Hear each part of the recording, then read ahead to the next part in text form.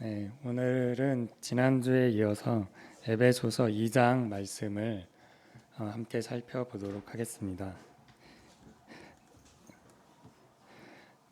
네, 지난주에는 에베소서 1장 말씀을 살펴보았는데요. 에베소서 1장에서는 우리를 구원하신 하나님의 여러 가지 하신 일들에 대해서 함께 살펴보았습니다.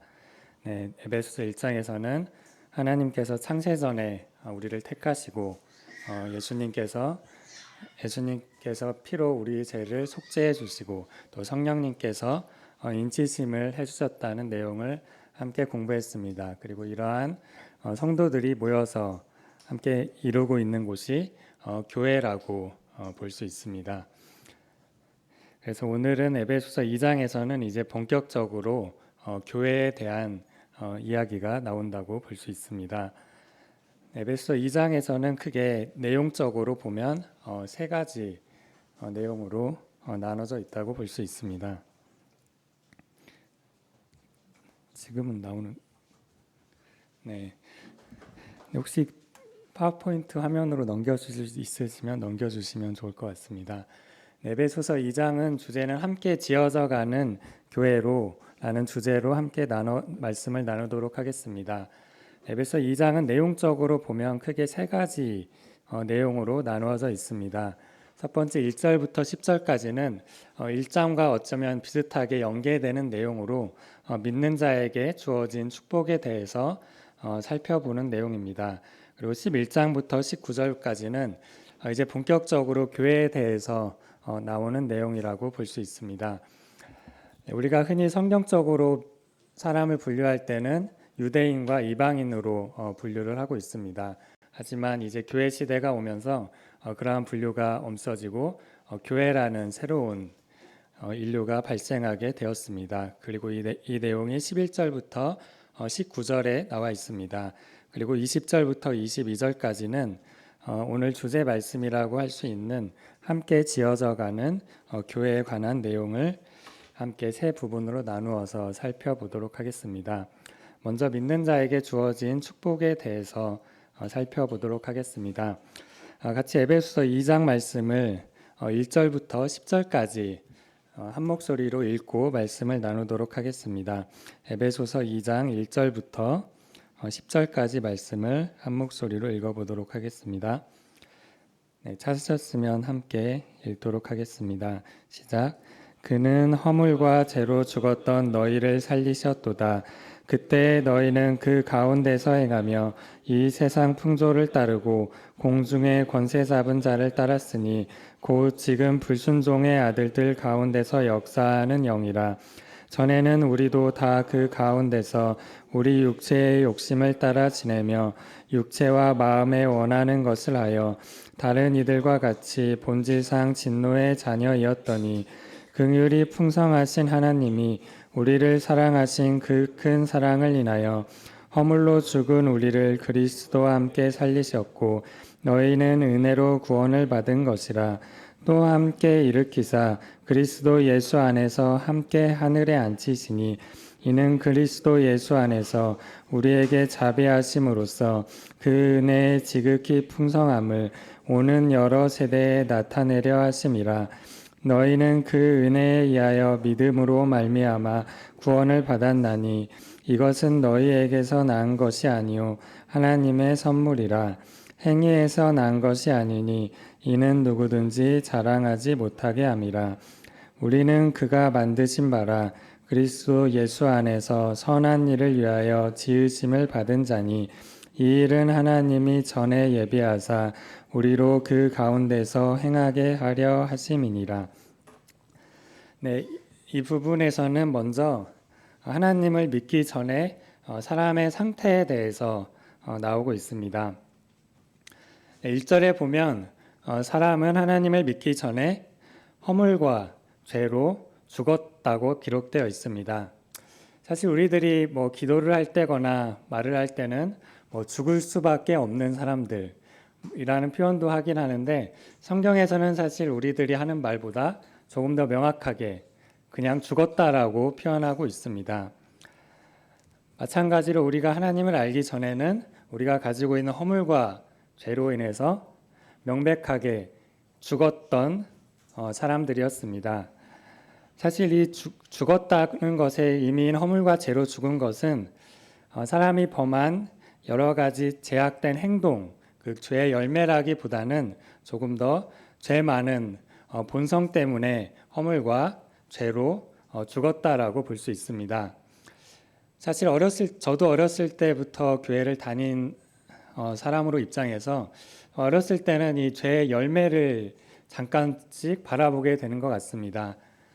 내가 가지고 있는 여러 가지 악한 생각들, 이기적인 생각들, 그런 거를 조금 더 집중하게 되는데 정말 성인이 되고 오랜 시간 동안 신앙을 하다 보면 그 열매를 맺게 한 근본적인 원인인 그 죄악된 본성에 대해서 조금 더 생각해 보게 되는 것 같습니다. 그리고 이러한 것은 성경에서도 볼 수 있습니다.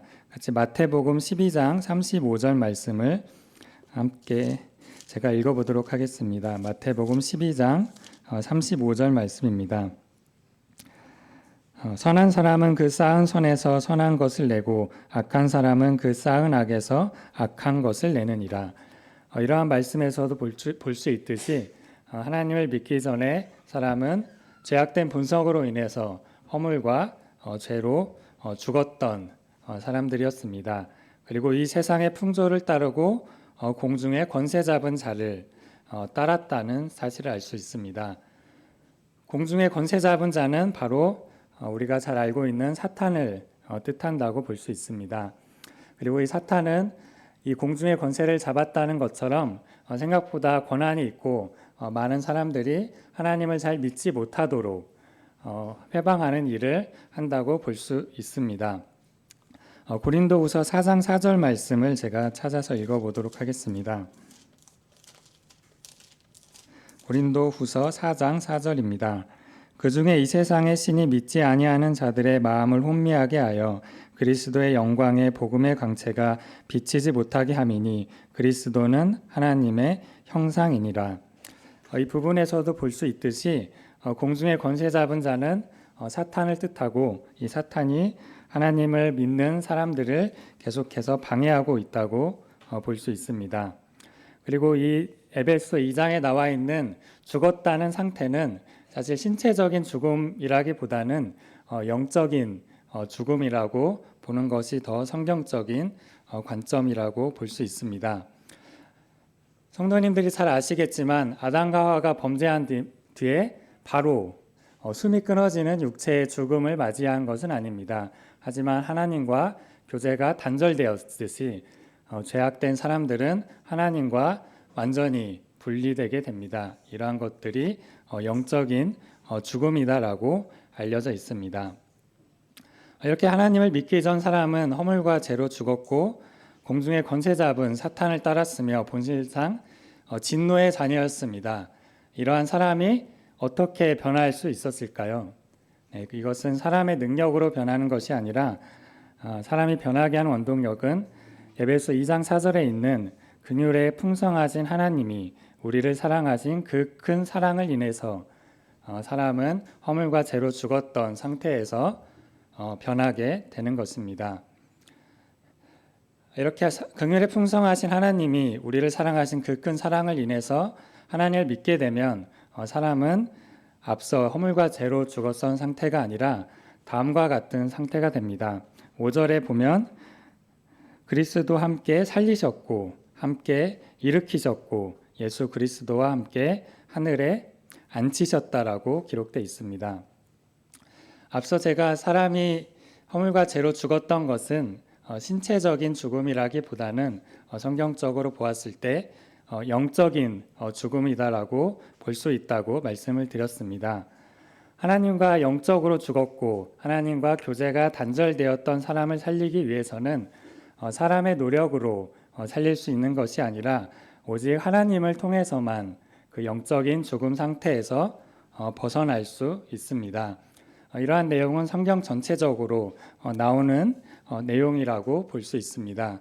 함께 로마서 6장 11절 말씀을 함께 살펴보도록 하겠습니다. 로마서 6장 11절부터 13절까지 말씀입니다.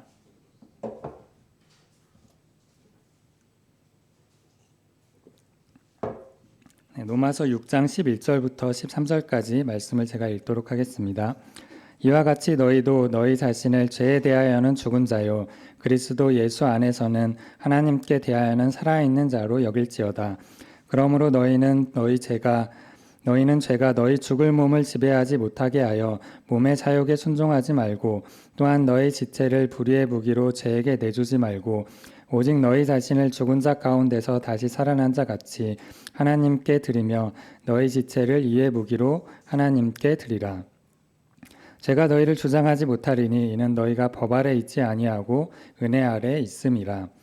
이 부분에서도 볼 수 있듯이 영적으로 죽은 사람이 다시 영적으로 살 수 있는 것은 하나님의 능력으로 될 수 있다고 볼 수 있습니다.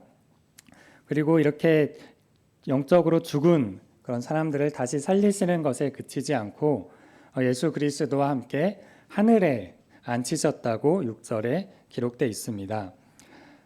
6절에 있는 하늘에 앉히셨다는 것은 결국 우리의 기업이 있는 곳이라고 볼 수 있습니다. 앞서 1장에서도 설명드렸듯이 사실 하나님께서는 사람을 구원할 의무는 없으신 분이었습니다. 하나님께서 주권적으로 사람을 심판하실 수도 있지만 그렇지 않으시고 사람을 택하시고 사랑하시고 성령으로 인침을 주셔서 허물과 죄로 죽었던 사람을 살리셨습니다. 하지만 거기에 그치지 않고 예수 그리스도와 함께 하늘에 앉히셨고 우리에게 기업을 즉 상속자로서의 역할을 부여해 주셨다는 것이 에베소서 2장에 나오는 중요한 내용이고 우리가 감사해야 되고 우리가 하나님께 영광을 돌릴 수 있는 그런 근본적인 원동력이다라고 생각할 수 있습니다. 그렇다면 이렇게 사람을 함께 일으키신 목적은 무엇일까요? 우리가 단순하게 생각해 보면 우리가 지옥에 가지 않기 위해서라고 볼 수 있습니다. 물론 이러한 것도 분명 성경적으로 맞는 표현입니다. 하지만 에베소서에서는 조금 더 근본적인 목적을 말씀해 주고 있습니다. 에베소 2장 7절에는 이는 그리스도 예수 안에서 우리에게 자비하심으로써 그 은혜의 지극히 풍성함을 오는 여러 세대에 나타내려 하심이라. 하나님께서 이렇게 사람을 허물과 죄로 죽었던 사람을 일으키신 목적은 구원에서 사람을 지옥에 보내지 않게 하기 위한 목적도 물론 있지만 하나님의 은혜의 지극히 풍성함을 나타내고 그로 인해 사람이 하나님께 영광을 돌리는 그러한 일들을 하기 위함이 있음을 성경에서 기록해 주고 있습니다. 따라서 우리는 항상 하나님께 영광을 돌리는 삶을 살아야 될 것입니다. 그리고 우리가 주일 예배 시간에 만찬을 기억하면서도 정말 우리를 사랑하신 하나님을 기억하며 우리 자신의 영광이 아니라 하나님께 영광을 돌리는 예배를 드리는 것이 믿는 사람들이 합당한 자세라고 볼 수 있습니다. 결국 이 구원은 어떻게 받는 것일까요? 구원은 바로 하나님의 은혜로 받는 것입니다. 에베소 2장 8절 9절 말씀은 유명한 말씀이기도 하기 때문에 성경을 찾아보거나 앞에 화면을 보고 함께 한 목소리로 읽어보도록 하겠습니다. 에베소서 2장 8절 9절입니다. 시작. 너희는 그 은혜에 인하여 믿음으로 말미암아 구원을 받았나니 이것이 너희에게서 난 것이 아니요 하나님의 선물이라. 행위에서 난 것이 아니니 이는 누구든지 자랑치지 못하게 함이라. 구원의 모든 측면에서 성경에서 가장 강조되는 것이 있다면 그것은 바로 에베소서 2장 8절 9절 말씀에 있는 은혜라고 볼 수 있습니다. 사실 구원을 받기 위해서 사람이 해야 되는 것도 있습니다. 바로 믿음을 가지는 거죠. 하나님 편에서는 은혜를 베풀어 주시고 사람은 믿음을 가져야 됩니다. 물론 믿음은 사람이 하는 거라고 볼 수 있지만 더 넓은 의미에서 봤을 때 결국 믿어지는 것도 하나님의 은혜입니다. 사람의 힘으로는 믿음을 가질 수 없기 때문입니다. 물론 이러한 것들이 구원을 받기 위해서 사람이 해야 되는 일이 전혀 없다라고 볼 수는 없을 것입니다. 사람이 관심을 가져야 되고 말씀을 들어야 되고 믿음을 가지게 해달라고 기도할 필요도 있을 것입니다. 하지만 구원을 이루는 데 있어서 가장 크고 가장 중요한 것이 무엇인지 묻는다면 그것은 바로 하나님의 은혜라는 것입니다. 그리고 그것이 에베소서 2장 8절, 9절에 나와 있는 말씀이라고 보여집니다. 이렇게 하나님께서는 하나님의 영광을 나타내기 위해서 허물과 죄로 죽었던 사람을 살리셨습니다. 하지만 여기서 그치지 않고 더 영광스러운 일이 에베소서 2장 10절에 기록되어 있습니다. 에베소 2장 10절은 제가 읽어보도록 하겠습니다. 우리는 그가 만드신 바라 그리스도 예수 안에서 선한 일을 위하여 지으심을 받은 자니 이 일은 하나님이 전에 예비하사 우리로 그 가운데서 행하게 하려 하심이라. 앞서 1장에서 제가 하나님께서 우리를 구원하신 것은 창세 전에 우리를 구원하시려고 하나님께서 우리를 택하셨다라고 말씀을 드렸습니다. 우리를 구원받기 위해서 하나님이 택하셨지만 그것에 더 나아가서 우리가 변화되는 것도 하나님의 성도로서 합당한 삶을 살 수 있도록 변화되는 것도 하나님의 계획하심 안에 있다라는 사실을 기억하며 하나님께 감사를 드릴 수 있었습니다. 같이 로마서 8장 말씀 한 구절 찾아보도록 하겠습니다. 로마서 8장 29절부터 30절입니다.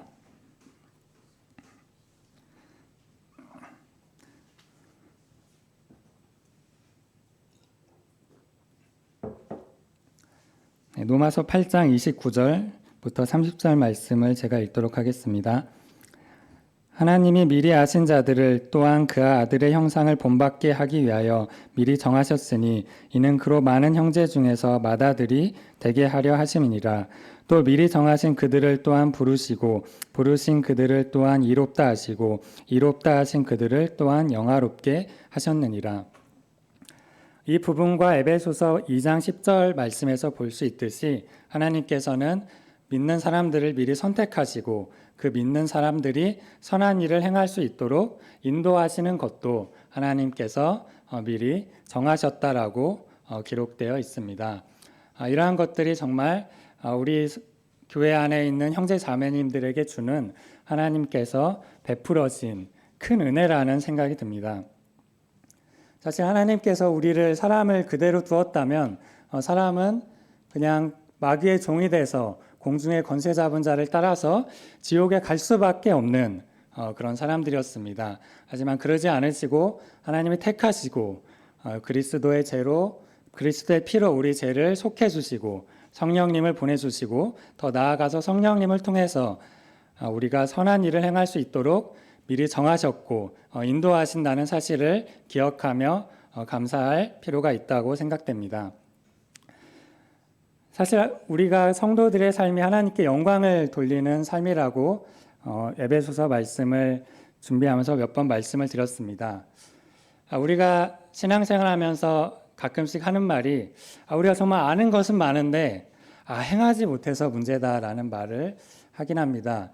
물론 그런 말이 왜 나왔는지 충분히 이해를 하고 있고 충분히 그런 말을 할 수 있는 상황이 있다고 생각됩니다. 하지만 하나님께서 믿는 자에게 주신 축복을 정말 제대로 알고 있다면 하나님께 영광을 돌리는 일은 정말 자연스러운 일이란 생각이 들었습니다. 하나님께서 우리에게 믿는 자에게 주신 여러 가지 축복을 정말 잘 알고 있다면 우리의 예배는 조금 더 풍성해지고 우리가 하는 삶이 더 많이 변화가 될 거라고 생각됩니다. 물론 우리가 알지 못해서 알고 있지만 행하지 못하는 것도 있지만 우리가 상당 부분은 다 알고 있지 못하기 때문에 우리의 삶이 변하지 않는 것이 아닌가 생각을 해보게 되었습니다.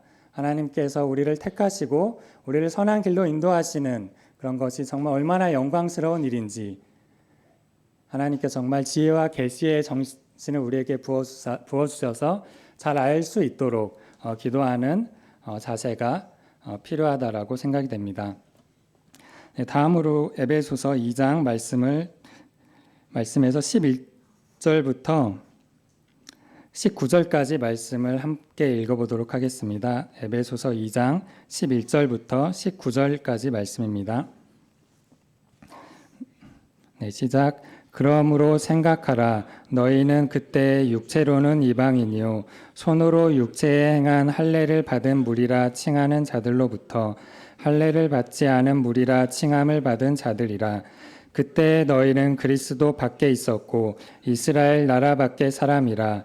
약속의 언약들에 대하여는 외인이요 세상에서 소망이 없고 하나님도 없는 자이더니 이제는 전에 멀리 있던 너희가 그리스도 예수 안에서 그리스도의 피로 가까워졌느니라.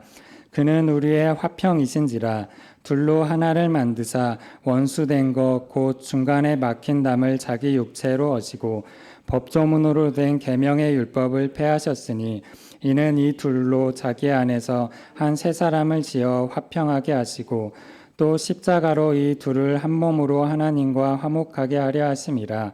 원수된 것을 십자가로 소멸하시고 또 오셔서 먼데 있는 너희에게 평안을 정하시고 가까운 데 있는 자들에게 평안을 전하셨으니 이는 그로 말미암아 우리 둘이 한 성령 안에서 아버지께 나아감을 얻게 하려 하심이라.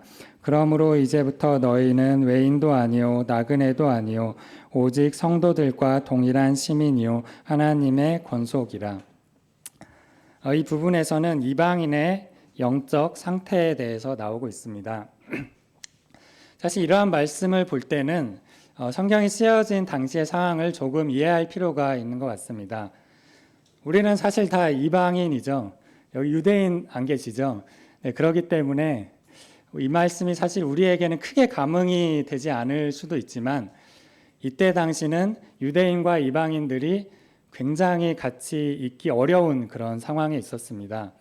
왜냐하면 유대인들은 이방인들을 조금 속된 표현일 수도 있지만 거의 구원의 대상으로는 논할 가치조차 없고 거의 완전히 거의 동물과 같이 여겼다고 볼 수도 있습니다. 우리가 성전에서 이방인의 뜰이 있죠. 이방인의 뜰에는 담이 있습니다. 유대인들이 갈 수 있는 곳에 넘어오지 못하게 하는 담이 있고 그 담에는 살벌한 경고 문구가 적혀 있었다고 알려져 있습니다. 다들 아시겠지만 넘어오면 너의 생명을 담보하지 못할 것이다. 즉 이방인들이 이방인의 뜰을 넘어서 유대인들이만 올 수 있는 곳에 오면 그냥 죽여버리겠다라는 이야기죠.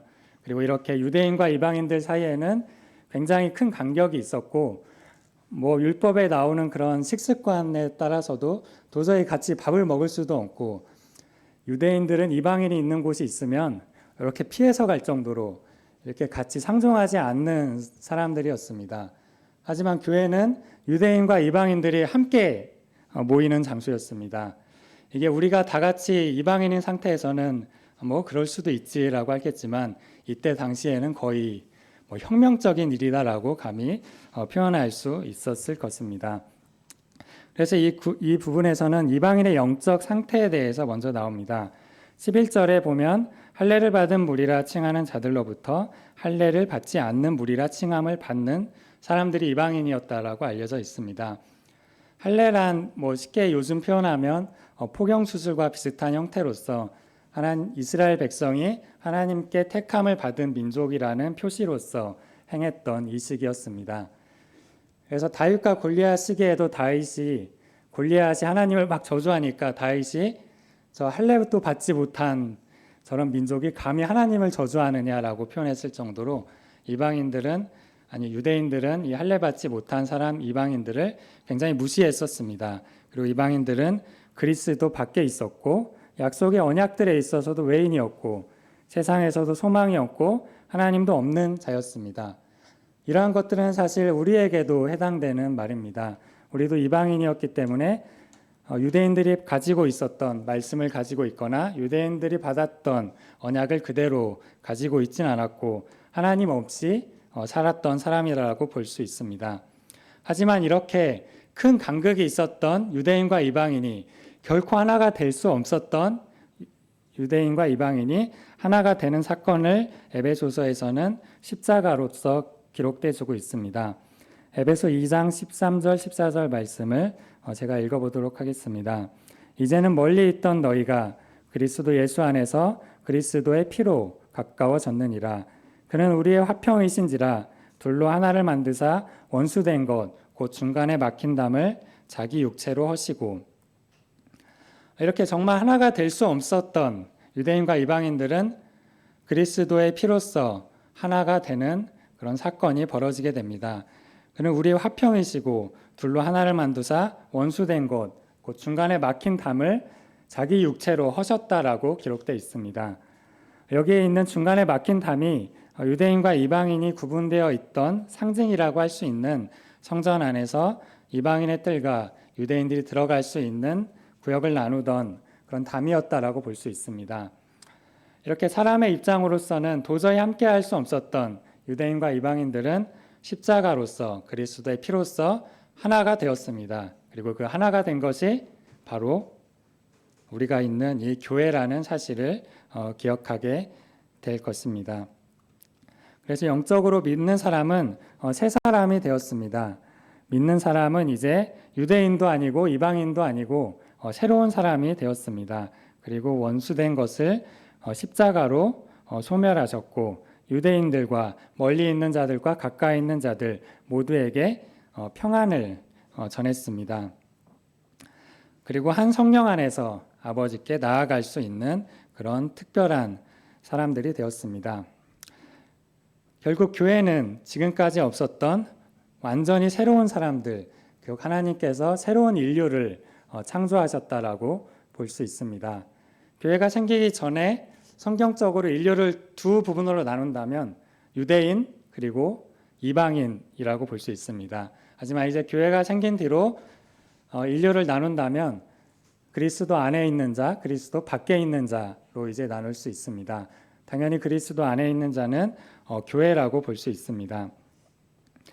그래서 이 에베소서 말씀을 통해서 지금까지는 없었던 완전히 새로운 인류가 창조됐다고 볼 수 있습니다. 그것은 바로 그리스도의 피로 가까워진 유대인과 이방인이 구분이 없고 오로지 그리스도의 피로 하나 된 믿는 자들로 구성된 교회라는 사실입니다.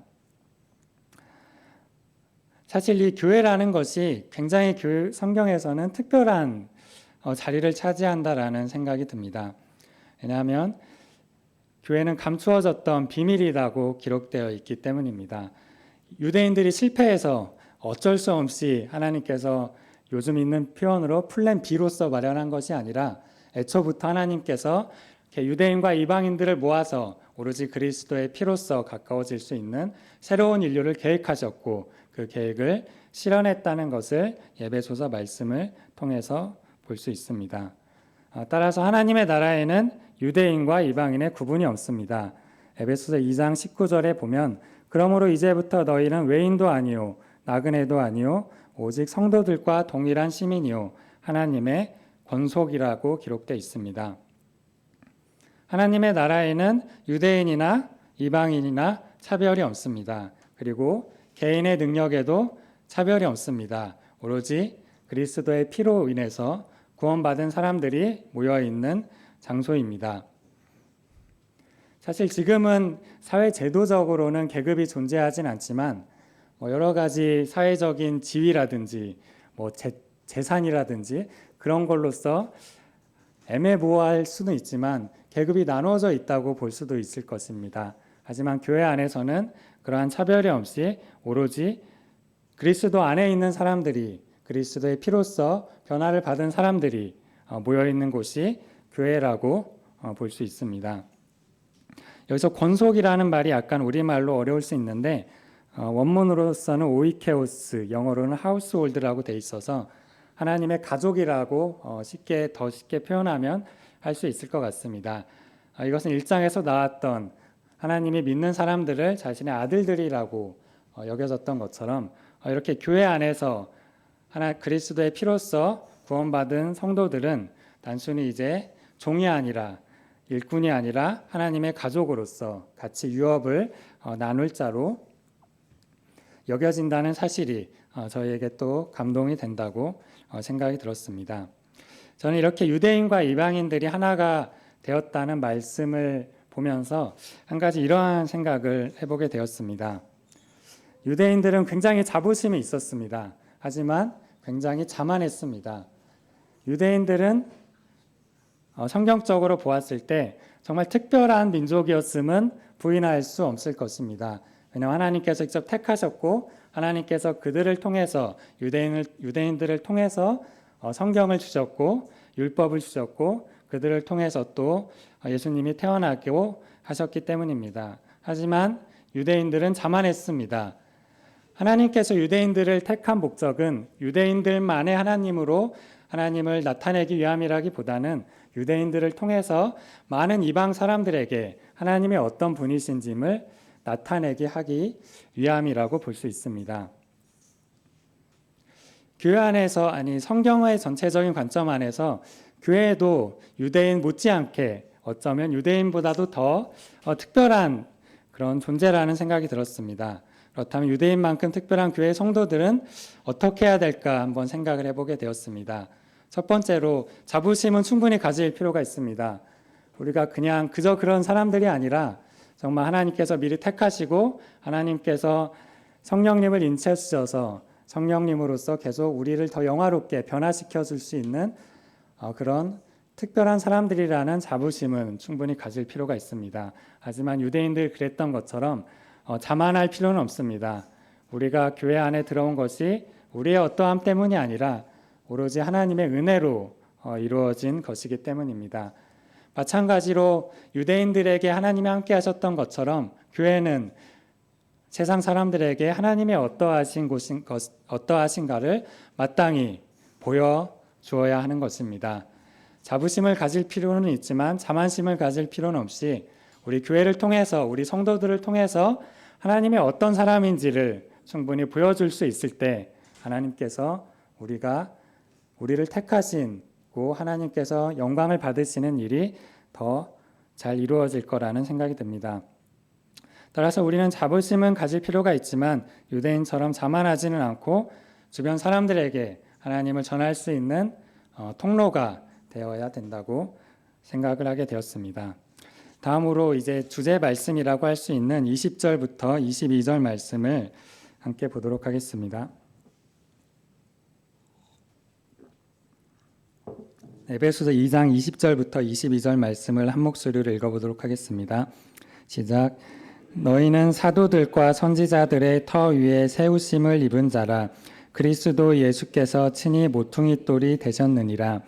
그의 안에서 건물마다 서로 연결하여 주 안에서 성전이 되어가고 너희도 성령 안에서 하나님이 거하실 처소가 되기 위하여 그리스도 예수 안에서 함께 지어져 가느니라. 이 부분은 우리가 섬기고 있는 교회가 어떤 곳인지를 말씀해 주고 있습니다.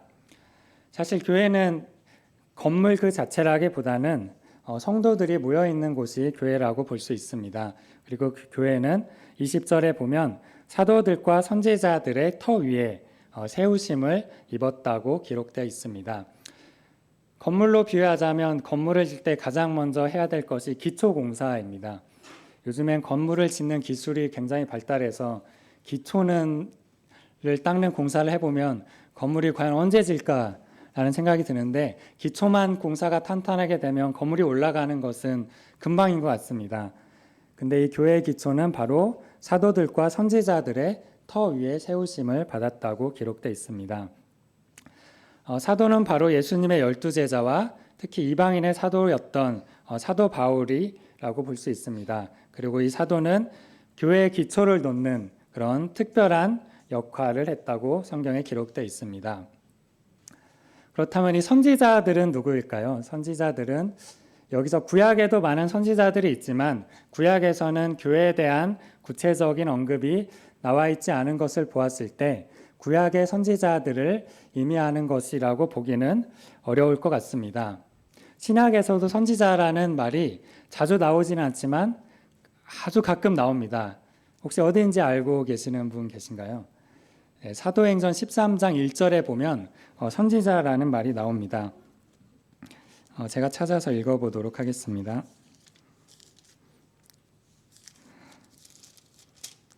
사도행전 13장 1절에 보면 안디옥 교회의 선지자들과 교사들이 있으니 곧 바나바와 니게느라 하는 시므온과 구레네 사람 누기오와 분봉한 헤롯의 젖동생 마나엔과 및 사울이라. 이 부분에서도 선지자라는 말이 신약에서도 나오고 있습니다. 이 선지자에 대해서는 성경에서 아주 자세히 기록되어 있지는 않지만 제가 성경을 볼 때는 교회라는 것이 좀 감추어져 있던 비밀이었기 때문에 초대교회가 생겨날 당시에 교회에 대한 하나님의 계시를 많은 사람들에게 설명해 주기 위해서 하나님께서 그러한 역할을 선지자들을 통해서 감당을 하게 해주셨다라는 생각이 들었습니다. 따라서 사도와 선지자는 교회가 세워질 때 하나님께서 특별히 사용하는 직책이었다고 볼 수 있습니다. 따라서 지금은 사도와 선지자들이 명확히 있지 않고 복음을 전하는 자라든지 말씀을 전하는 자로 대치되었다고 볼 수 있습니다. 그리고 이렇게 기초가 사도와 선지자의 터로 인해서 세워졌다면 건물에서 가장 중요한 역할을 할 수 있는 모퉁이 돌은 바로 우리 예수 그리스도께서 되셨다고 기록되어 있습니다. 모퉁이 돌은 흔히 벽과 벽이 만나는 곳에 있는 하중을 견디기 위해서 있는 큰 돌, 주춧돌이라고 표현할 수도 있을 것 같습니다. 성경의 다른 구절에서는 이 모퉁이 돌이 코너스톤이 아니라 캡스톤, 피라미드로 한다면 맨 꼭대기에 있는 돌로 번역된 구절도 있는데 이거는 성경을 연구하는 사람들이 연구를 해봐야 될 사항이지만 개인적으로는 어떤 번역이든지 건물 안에서 굉장히 중요한 돌을 예수님 그리스도께서 담당하셨다는 사실은 변하지 않는다는 생각이 들었습니다.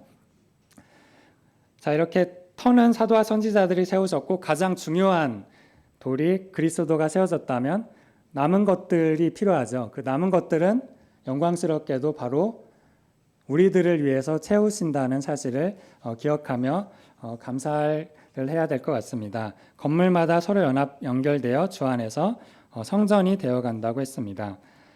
그래서 교회는 지어져 가는 곳이라고 볼 수 있습니다. 너희도 성령 안에서 하나님이 거하실 처소가 되기 위하여 그리스도 예수 안에서 함께 지어져 가느니라.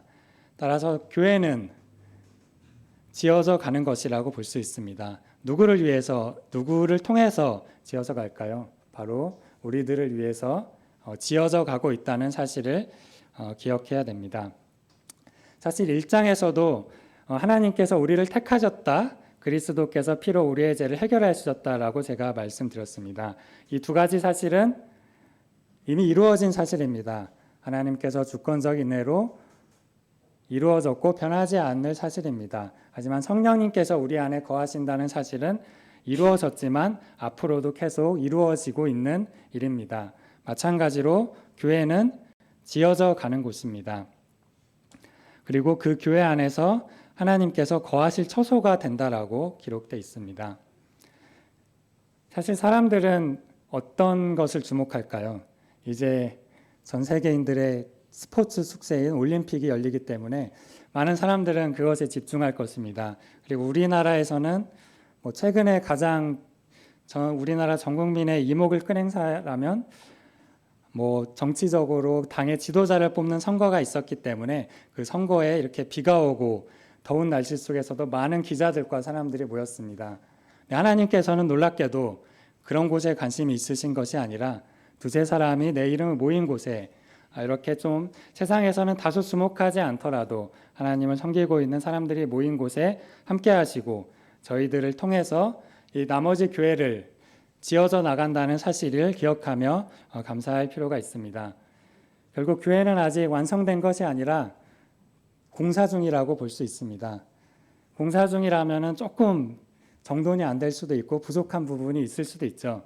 그러한 것들은 우리를 통해서 하나님께서 지어져 간다라고 볼 수 있습니다. 저는 이 교회는 지어져 간다는 곳이 이 에베소서 2장 말씀에서 개인적으로 굉장히 중요한 말씀이라는 생각이 들고 우리에게 교훈해 주고 있는 바가 많이 있다라고 볼 수 있습니다. 사실 일반 기성교회에서는 성직자 그룹과 평신도 그룹이 정확하게 나눠져 있는 경우도 많이 볼 수 있습니다. 그러한 것들은 이 지어져 가는 모든 성도들이 지어져 가는 그 교회 원리에는 조금 맞지 않을 수도 있다라는 생각이 들었습니다. 하지만 우리 모임에서는 때로는 완벽하진 않을 수 있지만 각 성도들이 하나님 안에서 각자의 역할을 감당하고 부족할 수도 있지만 각자의 은사대로 하나님을 섬길 때 진정으로 지어져 가는 그런 교회의 모습이 된다라고 생각이 들었습니다. 오늘 말씀을 마무리하면서 하나의 사진으로서 오늘 말씀을 정리하도록 하겠습니다. 제가 연극 사진을 열심히 찾아서 무대와 관객석이 함께 보이는 사진을 찾아왔는데, 우리는 교회는 지어져 가는 곳이라고 앞서 말씀을 통해서 말씀을 드렸습니다. 지어져 간다면 우리의 위치는 어디에 있어야 할까요? 관객석이 아니라 바로 무대 위에 올라와 있어야 하는 사실입니다. 여기 계신 성도님들은 안 그러신 분들이 많이 있겠지만, 일요일 날 와서 예배만 드리고 바로 간다. 이거는 사실상 교회가 지어져 가고 있는 성도의 원리에는 조금 안 맞는 일일 수 있습니다. 물론 그 사정이 어떠는지 다 알 수는 없기 때문에 일반화될 수는 없지만, 적어도 성경의 원리에 따른다면 교회는 지어져 가고 있고, 교회 안에 사역에 동참했을 때, 즉 관객석에 앉아 있는 것이 아니라 무대 위에 올라와 있을 때 우리가 지어져 가는 것이, 지어져 간다는 교회의 원리에 더 맞게 생활하고 있다는 생각이 들었습니다. 우리가 흔히 교회 일을 하기 위해서는 희생해야 될 것이 있다라고 말하는 경우도 있습니다. 저는 그러한 말에 전적으로 동의하지 않습니다. 희생이라는 것은 무언가 좋은 것을 포기하고 안 좋은 것을 하면서 내가 가질 수 있는 것들 버릴 때 쓰는 말입니다. 하지만 앞서 에베소 1장 그리고 2장에서 보았던 교회는 정말 영광스러운 곳입니다. 그리고 하나님께서 우리들을 택하셨고, 그리스도의 피로써 죄의 문제를 해결해 주셨고, 성령님을 인치해 주셔서 우리가 계속 올바른 길로 나아갈 수 있도록 인도해 주시고, 유대인과 이방인의 구분이 없이 모든 믿는 사람들을 교회로 모아주셨습니다. 그리고 그러한 교회는 사도들의 터 위에, 정말 목숨을 바친 사도들의 터 위에서 그리스도가 가장 중심이 되면서 교회를 세워졌습니다. 이러한 교회를 함께 지어져 가는 것이 얼마나 영광스러운 일입니까? 혹시 성령님께서 교회 여러 가지 일에 참여하라고 말씀을 주시는데 내 여러 가지 삶의 어려움으로 애써 외면하고 계시지 않습니까?